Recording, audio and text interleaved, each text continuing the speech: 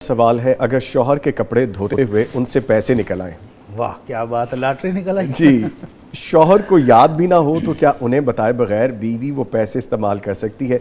ये तो घर घर की मुझे वो स्टोरी लग रही है भट्टी साहब के हर अभी तरफ। आप भी कह रहे थे कि मैं घर वालों से कहता हूँ कि मेरा वो कोट, मेरी वो शेरवानी, मेरी वो वास्कट किधर है, तो वो कहते हैं तू गाड़ी को छोड़ आता है, कभी किसी गाड़ी, कभी किसी में कभी किसी में, हमें बताता भी नहीं। जी। तो ऐसा हो जाता है जी। हर घर में तकरीबन ऐसा होता है, और बीवियों को खुशी भी बड़ी होती है, आज तो लॉटरी निकल आई है। वो प्लेयर ही अलहदा होता है ना यानी वो पैसे जो खामद नहीं देना चाह रहा था वो मिल गए, वो आगे पास।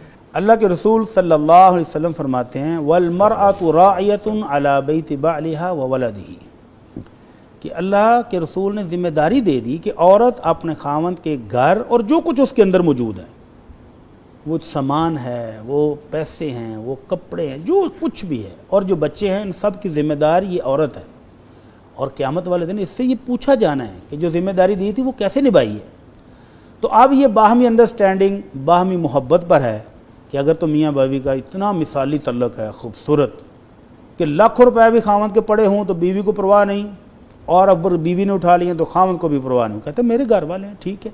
और अगर तल्लुक़ात इस नौइयत के हैं कि खामद को अपनी जेब में पड़ा हुए 100 रुपये भी याद रहते हैं, 500 रुपये भी उसको बर्दाश्त नहीं होते, और वो पूछता है कि मेरी जेब में इतने पैसे रह गए थे, वो कहाँ गए, और इस बात पर अगर घर का माहौल ख़राब होता है तो ज़ौजा मोहतरमा को शराफत के साथ वो पेश कर देने चाहिए कि जनाब ये आप कपड़ों में भूल गए थे और ये धोते वक्त निकल आए हैं। फिर वो इजाज़त दे दे तो इस्तेमाल कर ले, इजाज़त ना दे तो वापस कर दे। लेकिन अगर मोहब्बत, प्यार, शफ़क़त मौजूद है और होनी चाहिए, और खामद को इस बात की कोई ज़्यादा तकलीफ भी नहीं होनी चाहिए कि जो पैसे रह गए हैं बीवी ने धोते हुए निकाल लिए, घर में इस्तेमाल हो गए, कोई बात नहीं। अगर इतनी शफ़क़त और नरमी हो तो घर का माहौल मिसाली बन जाता है।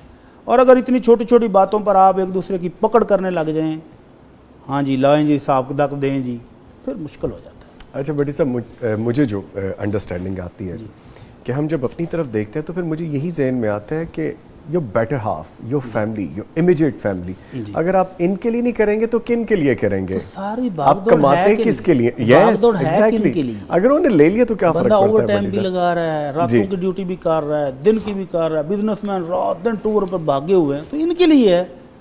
तो अगर कुछ चीज़ जो आपने हाथ से नहीं दी और वो ऑटोमेटिक चली गई है तो अल्हम्दुलिल्लाह उन्हीं की थी। और फिर वो हदीस याद रख जी, अल्लाह के नबी सल्लल्लाहु अलैहि वसल्लम से एक सहाबी ने पूछा था कि अल्लाह के रसूल मेरे पास एक दिनार है, कहाँ खर्च करूं? जी एग्जैक्टली। तो आपने फरमाया अपने ऊपर खर्च कर लो। कहने का जी अगर एक और भी हो तो आपने फरमाया बीवी बच्चों पर खर्च करो। जी जी एक और भी है, आपने फरमाया दीदोकारों पर खर्च करो, घर के मुलाजमों पर, नौकरों पर, खादमों पर। कहने का जी एक और भी है, आपने फरमाया अब तू बेहतर जानता है कहाँ खर्च करना है। लेकिन साथ ही ये भी फरमाया कि इन तमाम दिनारों में से अफजल तरीन दिनार जो है वो है जो तुमने बीवी बच्चों पर खर्च किया। ब्यूटीफुल। तो अगर इसको सदके की नीयत से बंदा बीवी बच्चों पर खर्च करे कि ये जो मैं कर रहा हूँ ये भी नेकी लिखी जाएगी, तो अल्लाह इसका भी अजर व सवाब देता है। बेशक। अच्छा बड़ी साहब, इसमें एक और चीज़ भी जो मेरे ज़हन में आती है, अगर आप किसी को खुशी देना चाहते हैं और आपका बेटर हाफ है, आप जानबूझ के टोकन ऑफ लव के तौर पे कुछ रख दें उसमें, तो वो जो खुशी मिलेगी वो कितनी खूबसूरत होगी। अल्हम्दुलिल्लाह। तो ये भी किया जा सकता है। अगर ये मोहब्बत का अंदाज हो जाए घरों में, तो इससे बढ़कर और क्या हो सकता है। ब्यूटीफुल।